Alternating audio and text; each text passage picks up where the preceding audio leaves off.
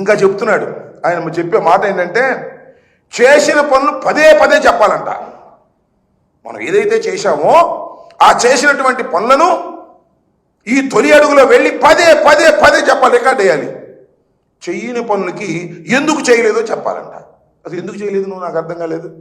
హామీ ఇచ్చి సంవత్సరం అయిన తర్వాత అసలు ఈ ప్రశ్న ఎందుకు ఉద్భవించింది? చేయని పనులు ఎందుకు చేయలేదంటే జగన్మోహన్ రెడ్డి గారి వాళ్ళు చేయలేదు. ఖజానా ఖాళీ అయిపోయింది, డబ్బులు లేవు, నువ్వు వచ్చేటప్పుడు లేవు, ఉన్నాయని అనుకున్నాను. ఇలాంటి దొంగ మాటలు చెప్పేటటువంటి కార్యక్రమానికి ఇవాళ చంద్రబాబు నాయుడు గారు తెరదీసేటటువంటి ప్రయత్నం చేస్తూ ఉన్నారు. మీరు చూసినట్లయితే ఏడాది పరిపాలనలో హామీలన్నీ ఎగ్గొట్టేశావు. ఎగ్గొట్టం కాకుండా చేశాను పో అని బుకాయిస్తున్నావు. రెండవది కక్షలు, కార్పణ్యాలు.